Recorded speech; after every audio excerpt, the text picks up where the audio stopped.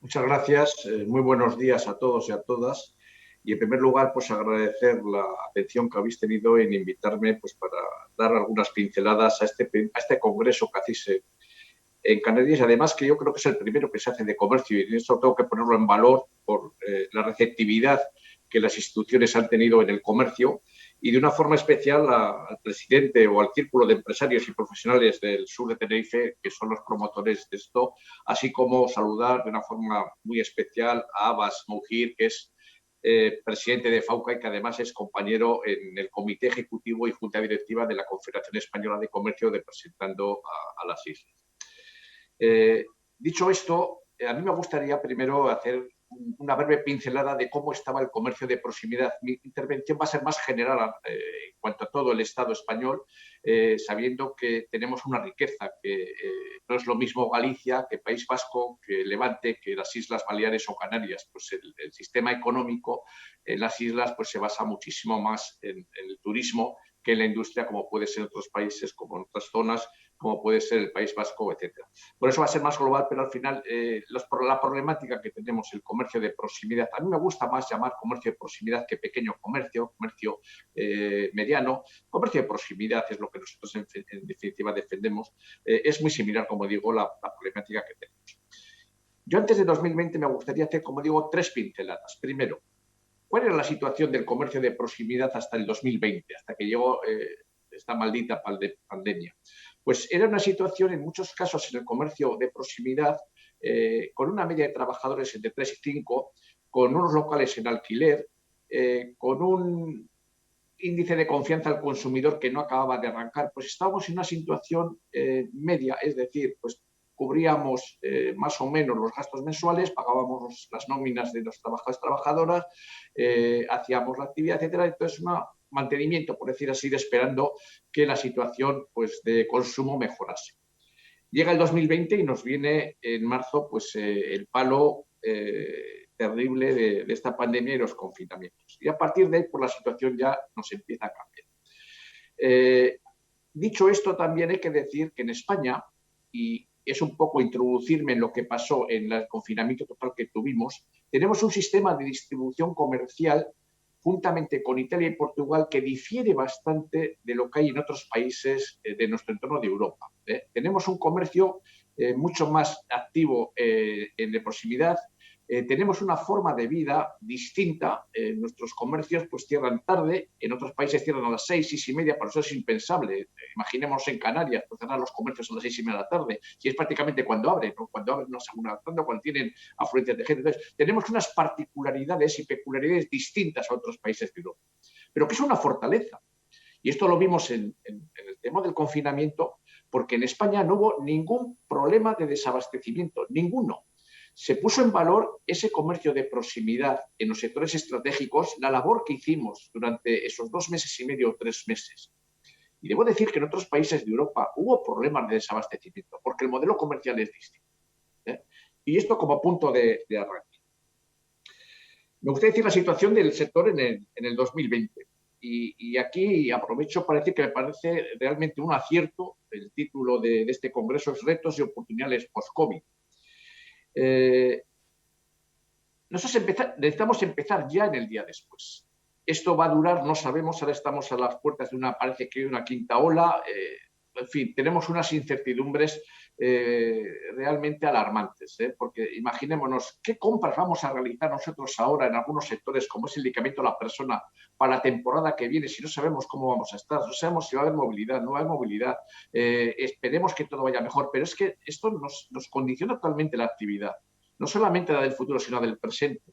Las previsiones que teníamos para este verano, para rebajas, desgraciadamente no se están cumpliendo, ni de largo, ni de largo. Y tendríamos unas previsiones muy tabuladas en cuanto con respecto al 2020, no al 2019. Nosotros entendemos que para ese día después hace falta trabajar y abordar desde ya un plan económico y políticas concretas para el sector con estrecha colaboración de las organizaciones empresariales. Avirantes creo que ha sido el alcalde de Arona el que ha comentado de que algunos años se habían equivocado, que estaban rectificando, pero es que yo me agrada escuchar esto, Cuando alguien se equivoca y reconoce que lo podía mejorar, pues poner las herramientas. Pero es que lo podemos prever desde el principio. Cuando vamos a dar algunas ayudas o hacer algún proyecto o trabajar para algún sector, lo que es fundamental es contar con ese sector desde el minuto uno, que somos los que necesitamos y los que podemos aportar mayores garantías de éxito de esto. Y en esto reivindico el papel que tenemos que jugar a las organizaciones empresariales en todo aquello que se vaya a desarrollar o se vaya a trabajar para nuestros sectores. Y eso lo recalco y lo volveré a recalcar. Segundo, en la situación desde 2020 hasta ahora, para saber hacia dónde tenemos que ir, necesitamos saber de dónde venimos. En ese sentido, me vais a permitir, o me van a permitir ustedes, que haga una muy breve radiografía de la realidad del sector desde el inicio de la pandemia. En el 2020, el inicio de la pandemia, el impacto fue desigual. Esta crisis no ha tenido el mismo comportamiento para determinados sectores, como es el equipamiento a la persona, como es el equipamiento de hogar, como es la alimentación, etc. Según la tipología, el tamaño ha tenido una mayor o menor incidencia. La caída de facturación acumulada en el 2020 en conjunto en todos los subsectores, comercio, somos 9 subsectores. Osciló entre un 20 y un 25%. Pero hubo sectores, como digo, mucho más afectados que otros, como fue el equipamiento a la persona, que tuvo un descenso de entre un 40 y un 50% de facturación con respecto al año 20. Y no estamos hablando de facturaciones que fueron maravillosas y extraordinarias, fueron facturaciones normales para seguir en la actividad. Pues imaginémonos, cada uno de nosotros, facturar la mitad que el año anterior, pues es una situación realmente muy complicada. Tenemos que decir también un dato negativo, más del 15% de los negocios del comercio de proximidad, alrededor de 60.000 en toda España, cerraron sus puertas en el 2020. Y principalmente el mayor porcentaje fue después del cierre total que padecimos en los meses siguientes. Pero hay un punto positivo. Es la corriente de reconocimiento hacia los establecimientos de nuestros comercios, del comercio de proximidad. Un 63% de los consumidores consideró que era el formato más seguro. Un 18,8% de los españoles y españolas compró en ellos durante los meses de estado de alarma, frente a un 12,3% que lo hacía antes. Es decir, casi 7 puntos más, 7 puntos y medio más que antes de la pandemia. Hubo un dato negativo también en esto. Nosotros nos encontramos después del cierre de actividad, sin tener ninguna actividad, 2 meses y medio, que reiniciamos la actividad con créditos. Tuvimos que pedir créditos porque, como he comentado antes, tenemos unos locales que en muchos casos son alquilados, que tienen unos gastos, tenemos unas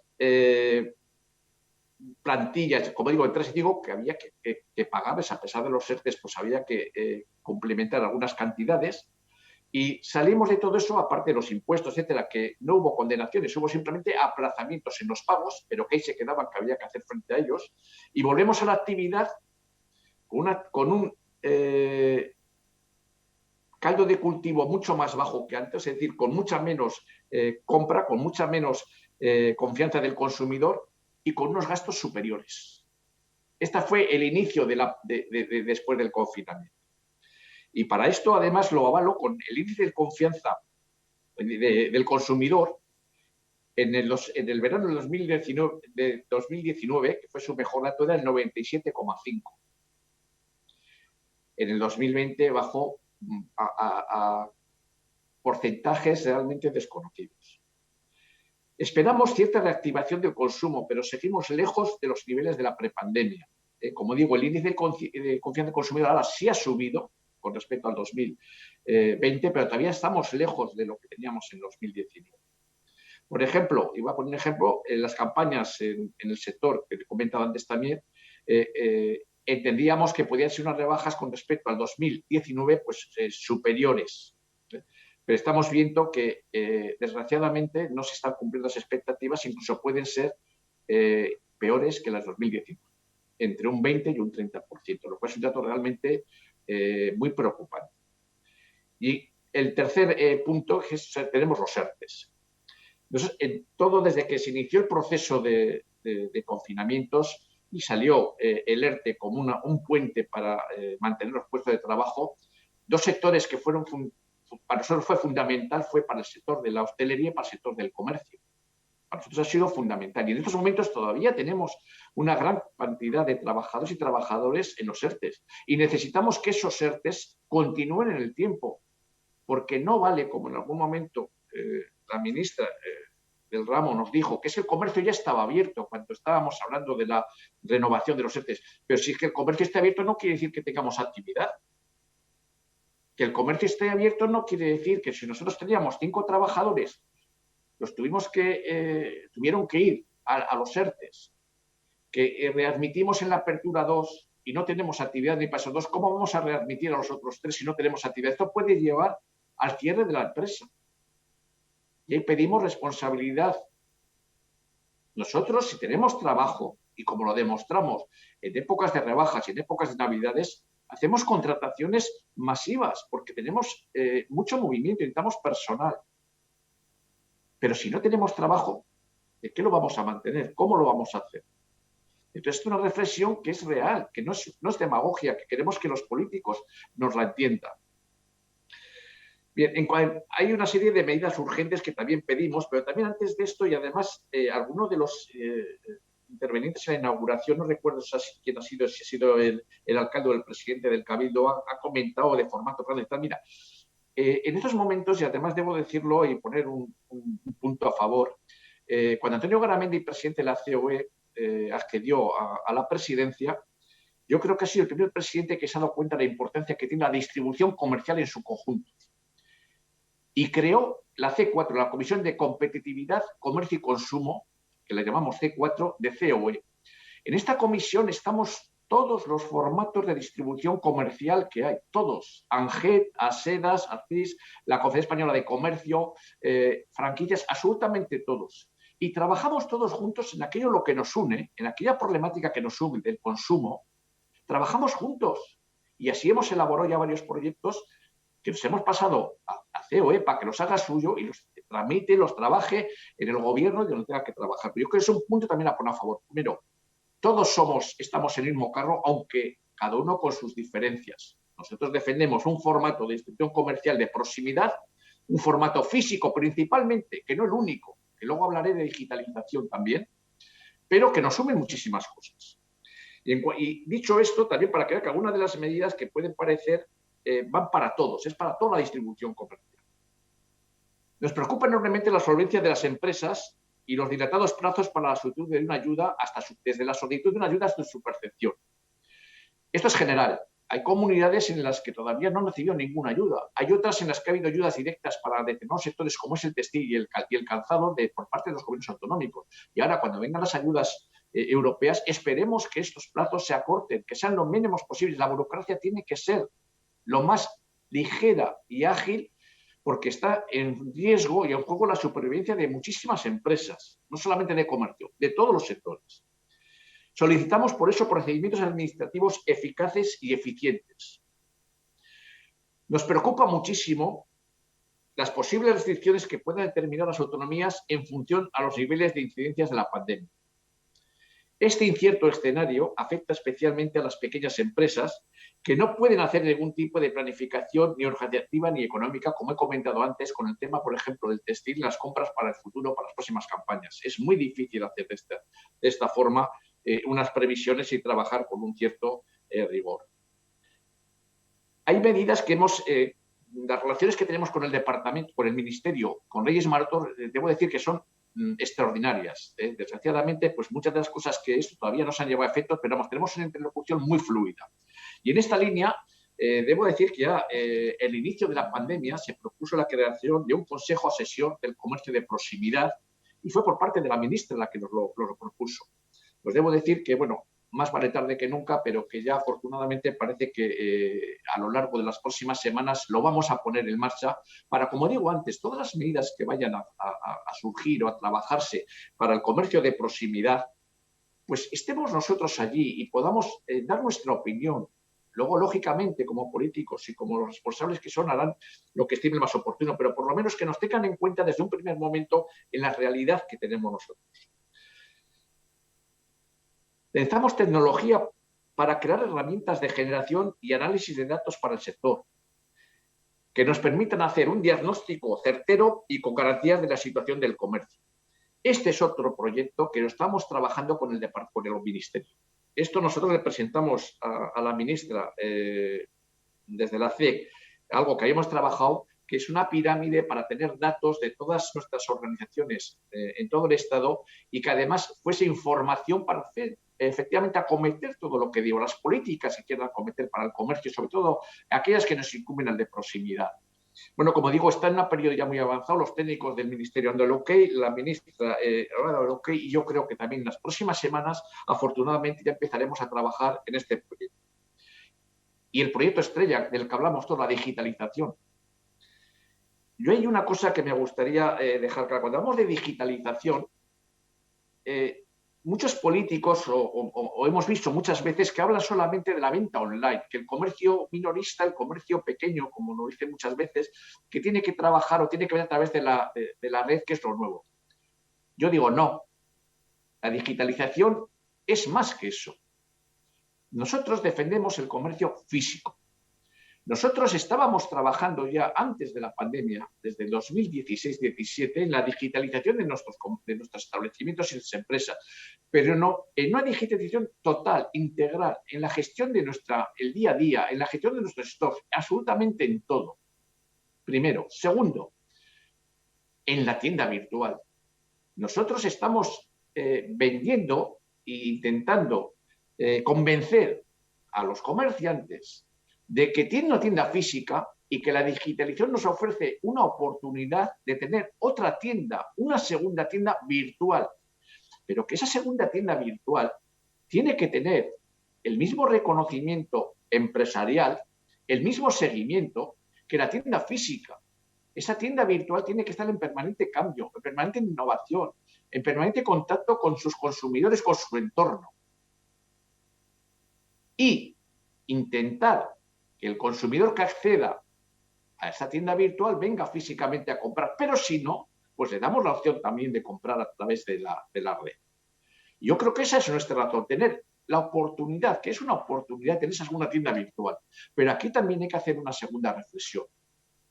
Nosotros cualquier portal no nos vale. Nosotros ¿qué pintamos en una tienda de 100 metros cuadrados de cualquier calle, de cualquier barrio de Tenerife? ¿Qué pinta en un gran portal de todos que tenemos en la mente? Nada. Necesitamos portales o accesos de nuestros entornos, de nuestras provincias. Ese es nuestro caldo de cultivo. Y a eso hay que añadir una segunda parte, concienciación al consumidor. Concienciación de que compren el comercio de proximidad, sea online o sea físicamente. Concienciación porque el comercio físico, el comercio que tiene debajo de su casa y lo ha apreciado durante el tiempo de confinamiento, lo que aporta. Ha estado las tiendas cerradas, las calles vacías. Nosotros aportamos seguridad, iluminación, acompañamiento. Aportamos actividades en el entorno donde viven. Creamos vida. El comercio de proximidad crea vida en las calles. Eso no lo podemos perder. Es una de las riquezas que tenemos. Y eso hay que concienciar al consumidor. A mí cuando dice alguien que a través de estos se compró mucho más barato y tal, los impuestos ¿dónde van?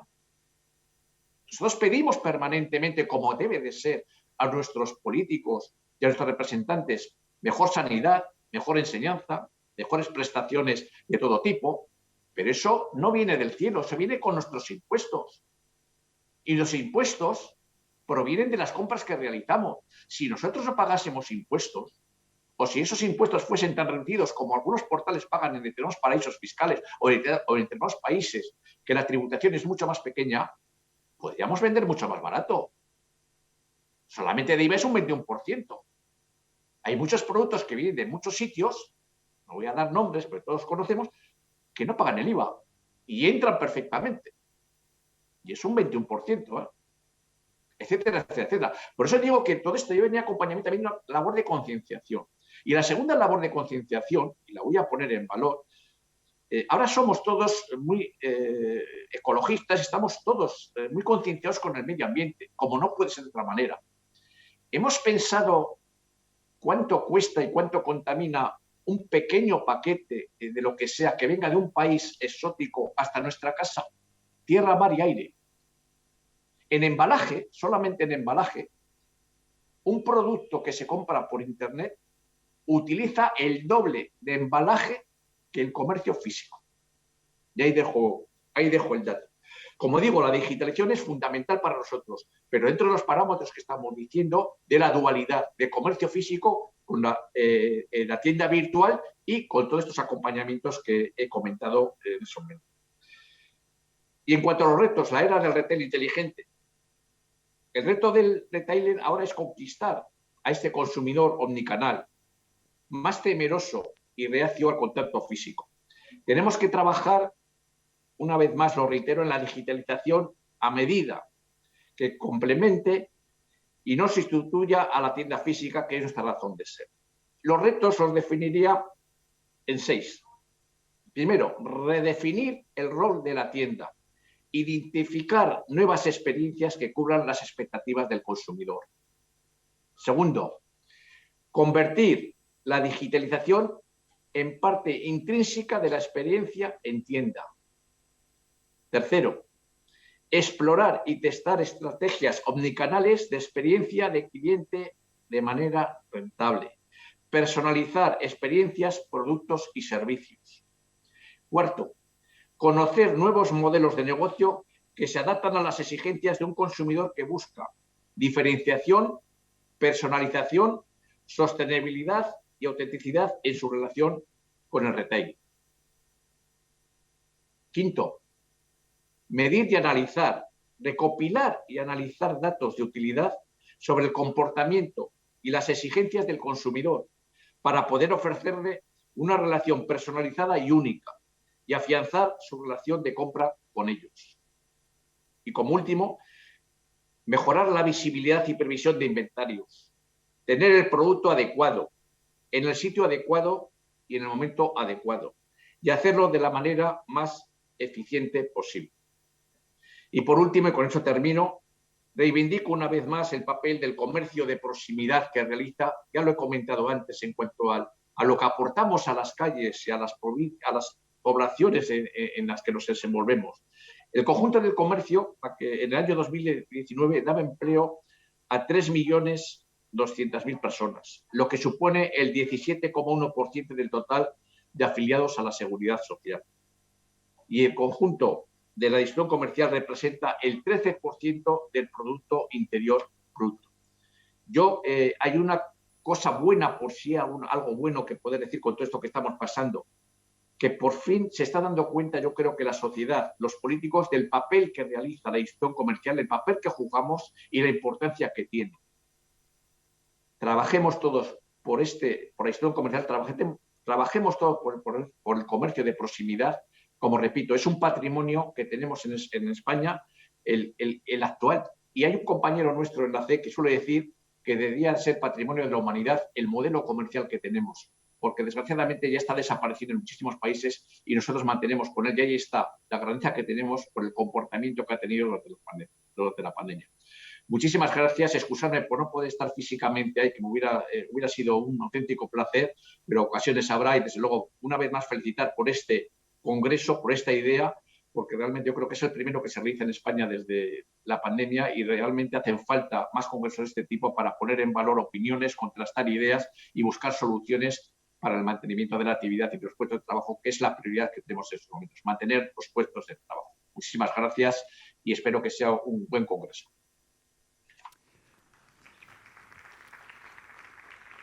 Muchas gracias, Pedro Campos, por esa propuesta de patrimonio de la humanidad, que nos lo vamos a apuntar luego para la mesa de debate, y también por ceñirse al tiempo. Prácticamente ha clavado su intervención con el tiempo previsto. Muchas gracias.